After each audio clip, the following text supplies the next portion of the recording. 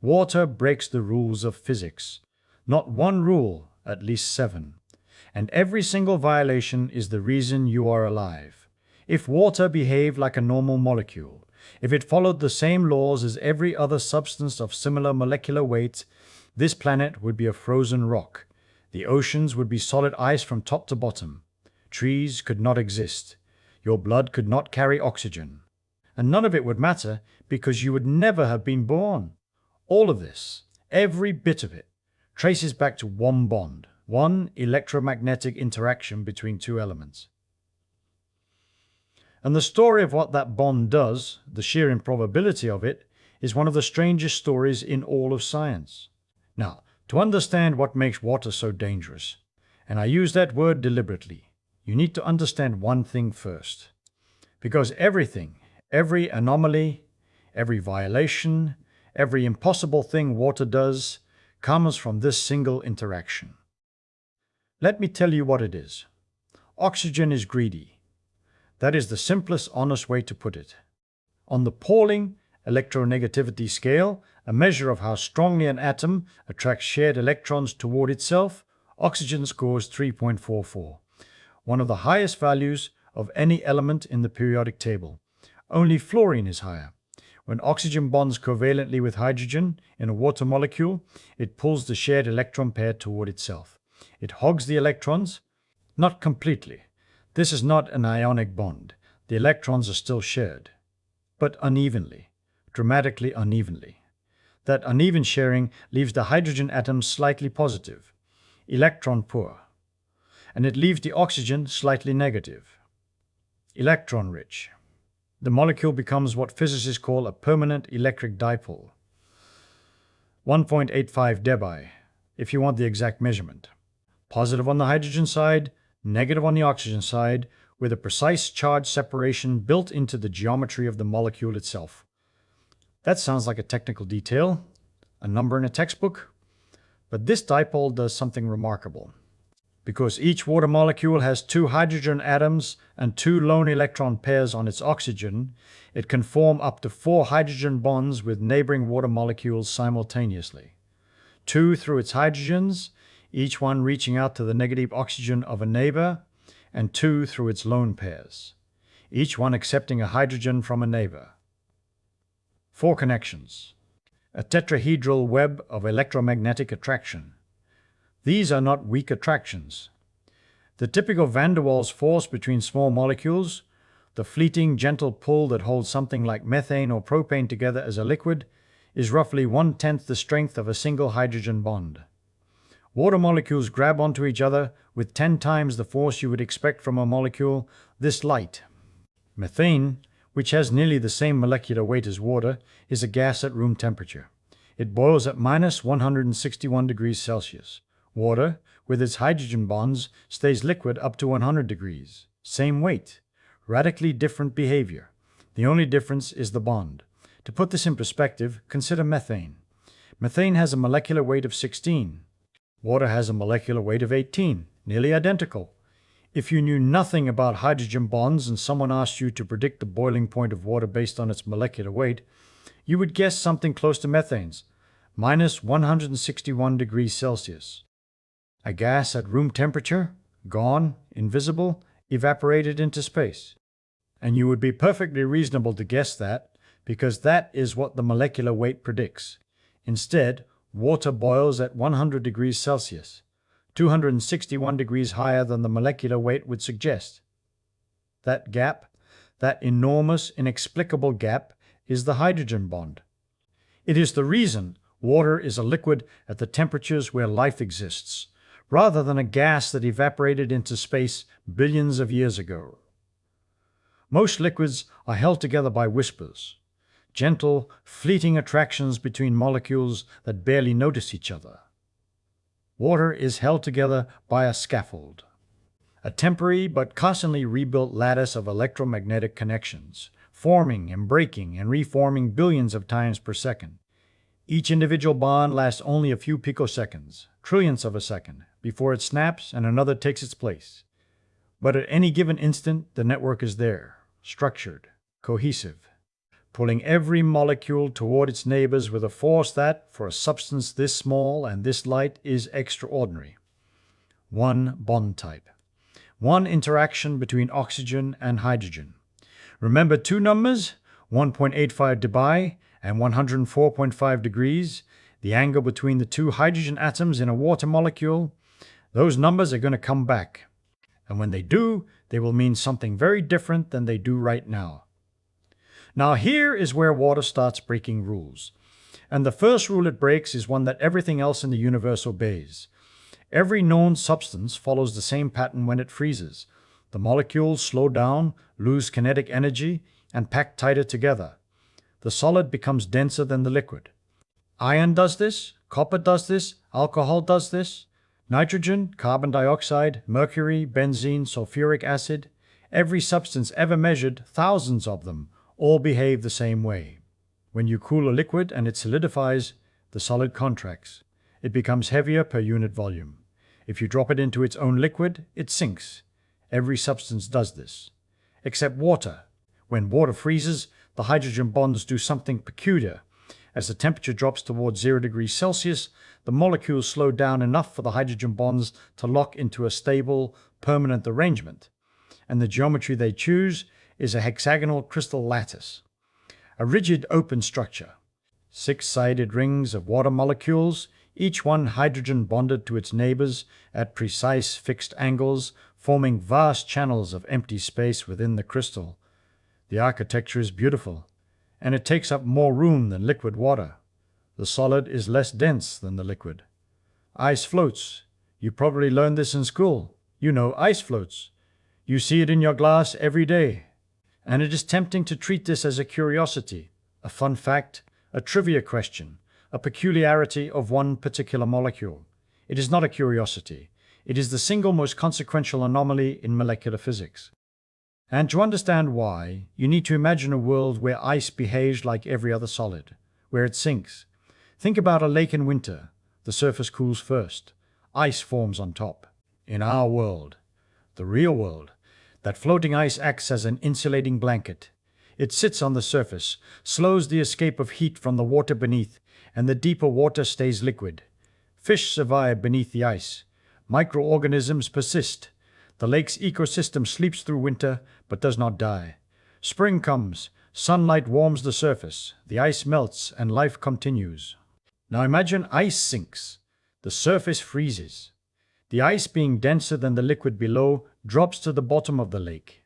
Fresh liquid water is now exposed at the surface. It cools, it freezes, and that ice sinks too. And again. Layer after layer, the ice accumulates on the bottom, insulated from summer warmth by the water above it, pressed under its own growing weight. It never fully melts. Each winter adds more. Within a handful of seasons, the lake is frozen solid, not from the top down, but from the bottom up, permanently. Now scale that up. Rivers freeze solid, estuaries freeze, shallow coastal seas freeze solid. And with each successive ice age, and Earth has had many, spread across billions of years, the process accelerates. The ice at the bottom of the deep ocean, hundreds of meters down, insulated by water above and under crushing pressure, never encounters enough warmth to melt. Each glacial period adds another layer. The planet whitens. Albedo increases. More white surface means more sunlight reflected, which means more cooling, which means more ice. A runaway feedback loop with no exit. The planet becomes a snowball. Not metaphorically, not regionally. A dead, white, frozen sphere from pole to pole. And here is the cruelest part. It would be self-reinforcing. Ice is white. White surfaces reflect sunlight. More ice means more reflected sunlight, means less absorbed. Heat means more ice. A runaway loop with no natural exit. The planet would freeze and stay frozen. The planet would freeze and stay frozen. Not for a season, not for an ice age, forever. There was a time, roughly 700 million years ago, when Earth actually approached this state. Geologists call it Snowball Earth, a period when ice sheets may have extended from the poles nearly to the equator. The planet survived.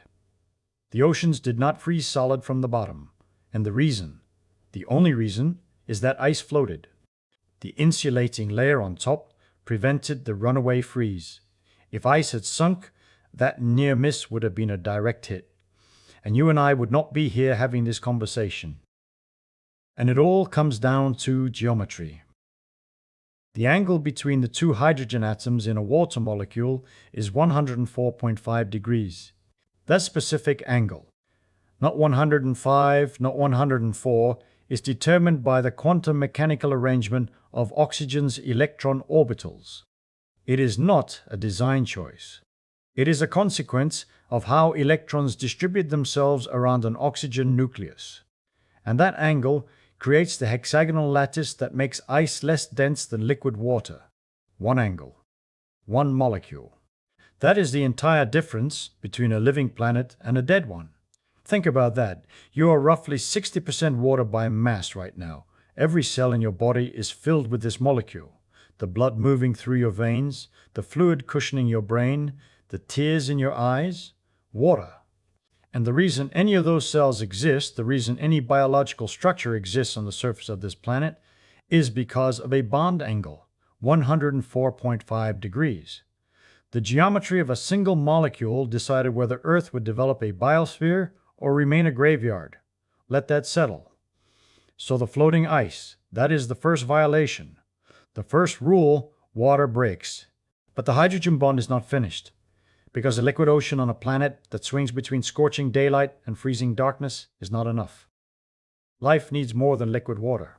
It needs the temperature to stay within a narrow band, narrow enough for proteins to fold, for enzymes to catalyze, for the molecular machinery of biology to operate without being shaken apart by thermal extremes or frozen into immobility. And water does this too, through a completely different mechanism. Water absorbs heat like nothing else on Earth. The specific heat capacity of liquid water is 4,186 joules per kilogram per Kelvin.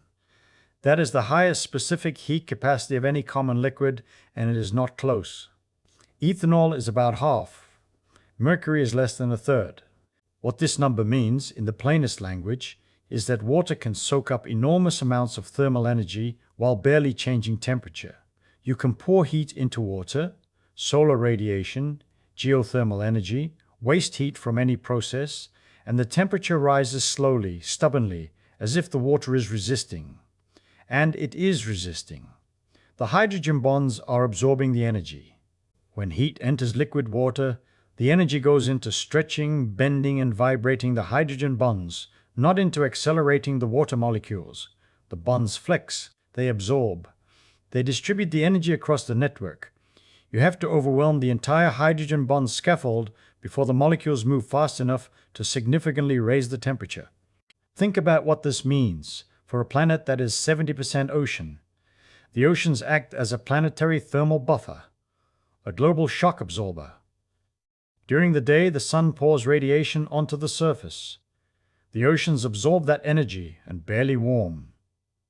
At night, they release it slowly, radiating stored heat into the atmosphere. This is why coastal cities have milder temperatures than inland deserts at the same latitude. This is why San Francisco stays cool in summer, while Sacramento, 80 miles inland, bakes. This is why the tropics do not cook during daylight and freeze after sunset. The ocean is smoothing the temperature curve, hour by hour, season by season, millennium by millennium. Here is a way to feel this. Run a bath, the water is warm. Leave it for an hour, come back, and it is still warm. Now leave a metal pan on the counter after cooking. It cools to room temperature in minutes. Same room, same air, same starting heat. The water holds its warmth because every degree of cooling requires the hydrogen bonds to release energy they absorbed. The metal has no such bonds. It gives up its heat freely. That stubbornness you feel in bath water, the way it stays warm far longer than you expect, that is 4,186 joules per kilogram per Kelvin. That is the hydrogen bond holding on. Without water's anomalous specific heat capacity, the daily temperature swing on Earth's surface would be 40 to 60 degrees Celsius. That is what happens on Mars, a planet with no liquid water on its surface. Temperature swings of 200 degrees Celsius between day and night in some regions. No thermal buffer. No mercy. That narrow temperature band that permits liquid water, protein folding, enzyme function, and biochemistry. The band that permits you exists because hydrogen bonds are exceptionally good at absorbing thermal energy without letting go of neighboring molecules. The thermal stability of this planet is not a geological accident. It is not a lucky distance from the sun. It is a molecular property of one substance. What we are building here is important. The floating ice keeps the oceans liquid. The heat capacity keeps the temperature stable. Each violation stacks on the one before it. Each one is more consequential than the last. Together they create the stage, liquid water that stays liquid, at a temperature that stays livable, on which everything else depends.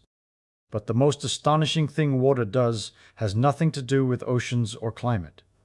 It happens in silence, inside the trunk of a tree, in a column of water thinner than a human hair. And it pushes against the limit that not even biology can overcome. Fill a glass to the brim, the very top. Then carefully, drop by drop, keep adding water. Watch what happens. The water rises above the rim. It bulges upward, forming a dome, held in place by an invisible skin. That skin is surface tension, and water has the highest surface tension of any non-metallic liquid on Earth. 72.8 millinewtons per meter at 20 degrees Celsius. Surface tension is what happens when hydrogen bonds at the surface of a liquid have no molecules above them to bond with. They compensate by bonding more tightly to their neighbors at the sides and below. The result is a cohesive film, a net of hydrogen bonds pulling the surface molecules inward and together. In most liquids, this film is barely noticeable. In water, it is strong enough to support the weight of small insects, to hold a dome above a glass, and to do something that looks physically impossible. It can make water flow upward against gravity. This is capillary action. When water meets a narrow tube, a tube narrower than a millimeter, the adhesive attraction between water molecules and the tube wall, combined with the cohesive force of hydrogen bonds between the water molecules themselves, pulls the liquid upward. There is no pump, no pressure pushing from below, just molecular attraction defeating gravity, one bonded molecule pulling the next one up. And this is how every tree on Earth moves water from its roots to its leaves. Now, I want you to think about a coast redwood, Sequoia sempervirens, 115 meters tall, 35 stories, the tallest living organism on this planet. Water must travel from the roots, deep underground, all the way to the canopy, a vertical journey of over 100 meters, through xylem vessels, hollow tubes of dead cell walls, thinner than a human hair. There is no pump. Trees do not have hearts. There is no mechanical device anywhere in a tree's trunk pushing water upward. Nothing. Instead, the water is pulled. Evaporation at the leaf surface, transpiration, removes water molecules from the top of the column. And because every water molecule in the xylem is hydrogen bonded to the one below it, removing one molecule from the top pulls the next one up, which pulls the next, which pulls the next. An unbroken chain of water molecules, bonded end to end, stretching from root to crown. Over 100 meters of continuous liquid, held together by nothing but the cohesive strength of hydrogen bonds between individual water molecules. No engine, no pressure system, no moving parts. Just one molecule bonded to the next, for 100 meters hauled skyward by evaporation and held together by the same electromagnetic interaction that makes ice float and oceans absorb heat. Think about that for a moment. Now here is where it becomes extraordinary. That water column is under tension. Not pressure, tension. The cohesive strength of the hydrogen bonds is literally holding the chain together while gravity tries to pull it apart. The water in the upper xylem is under negative pressure, a state where the liquid is being stretched, pulled in a direction it does not want to go. As the tree grows taller, the tension increases. The chain pulls tighter. The molecules strain against each other. The hydrogen bonds bear the full weight of a 100-meter column of liquid. In 2004, a team led by George Koch at Northern Arizona University climbed the tallest coast redwoods with pressure chambers and measured the water potential at different heights. What they found confirmed what physics predicted. The leaves at the very top of the tallest trees were operating right at the edge. The water tension in the uppermost xylem was approaching the cavitation threshold, the physical limit beyond which the water column cannot hold. Cavitation is what happens when the negative pressure in the column becomes too extreme. Dissolved gases in the water, trace amounts of nitrogen, oxygen, carbon dioxide, always present in any natural water, nucleate into tiny bubbles under the stretching tension. The bubbles expand. The water column tears apart. An air embolism forms in the xylem vessel, and that transport line dies. This is not a biological limit. The redwood cells could divide further. Its wood is mechanically strong enough to support more height. Its root system can reach deep enough into the soil. The genetics would permit a taller tree, but the physics will not. Coast redwoods at 115 meters are at the theoretical maximum height that the physics of water under tension permits. Koch's team measured it. The numbers are clear. The trees are not merely tall, they are the wall. The hard, absolute, non-biological wall set by the tensile strength of the hydrogen bond in a column of water under gravity. The tallest living thing on Earth. An organism that has been growing for more than 1,000 years, that survived ice ages and wildfires and centuries of Pacific storms, is limited not by its DNA, not by its soil, not by rainfall or sunshine or competition. It is limited by the strength of an electromagnetic interaction between oxygen and hydrogen atoms. A molecular bond draws a line in the sky, and the most ambitious organism on this planet cannot cross it. Let that sink in. Now, there is one more thing water does, and it connects everything. Water's permanent dipole, that 1.85 dBi charge separation, the same number from the very beginning of this story, is strong enough to rip ionic crystals apart. When you drop a grain of table salt into a glass of water, the partially negative oxygen end of each water molecule orients toward the positively charged sodium ions in the crystal. The partially positive hydrogen ends orient toward the negatively charged chloride ions. The water molecules surround each ion, pulling from every direction, and the ionic bonds holding the crystal together. Bonds that are strong enough to keep salt solid at room temperature, strong enough to survive centuries, break. The crystal dissolves. Atom by atom, ion by ion, the water disassembles it. Not through any chemical reaction, through sheer electromagnetic attraction. The pull of water's dipole is stronger than the ionic bond holding the crystal in shape. Water dissolves more substances than any other common liquid, more than alcohol, more than acetone, more than any acid you are likely to encounter. This is why your blood can simultaneously carry dissolved oxygen, glucose, sodium, potassium, calcium, hormones, waste products, and hundreds of other solutes, all in aqueous solution. This is why the oceans contain measurable traces of every naturally occurring element on the periodic table. This is why the chemistry of life, enzyme catalysis, protein folding, DNA replication, cellular respiration, happens in solution, in water, because water's dipole is strong enough to dissolve the molecules that biology requires. The hydrogen bond creates the dipole. The dipole creates the solvent. The solvent creates the chemistry. The chemistry creates life. Each link in that chain is the hydrogen bond expressed in a different way. Remove any link and the chain does not weaken, it vanishes. You see, this is what makes water not just unusual, but dangerous in the deepest sense of the word. It is not that water has one anomalous property. Many substances have quirks. What makes water extraordinary, what makes it terrifying, if you think about it carefully, is that every single one of these violations is load-bearing. Every one is structural. Remove any single anomaly, and the whole system collapses. If ice did not float, the oceans freeze solid from the bottom up. Life ends. If water did not have anomalous heat capacity, daily temperature swings sterilize the surface. Life ends. If water did not have extreme surface tension and cohesive strength, trees cannot transport water. Terrestrial ecosystems collapse. Life retreats to the ocean, the frozen ocean. If water were not a universal solvent, biochemistry does not happen in solution. Life never begins. Every anomaly traces to the same cause, the hydrogen bond. Every consequence is existential, and none of them are redundant. The system requires all of them, simultaneously, continuously, on every square meter of the planet's surface for billions of years. Now, come back to the beginning. One electromagnetic interaction between oxygen and hydrogen, a dipole of 1.85 dB, a bond angle of 104.5 degrees. The same two numbers from the opening of this story. But now you know what they carry. From that single interaction, ice floats, and the oceans remain liquid. The climate stabilizes, and the surface stays within the narrow band that permits biochemistry. Water climbs against gravity, and forests cover the continents.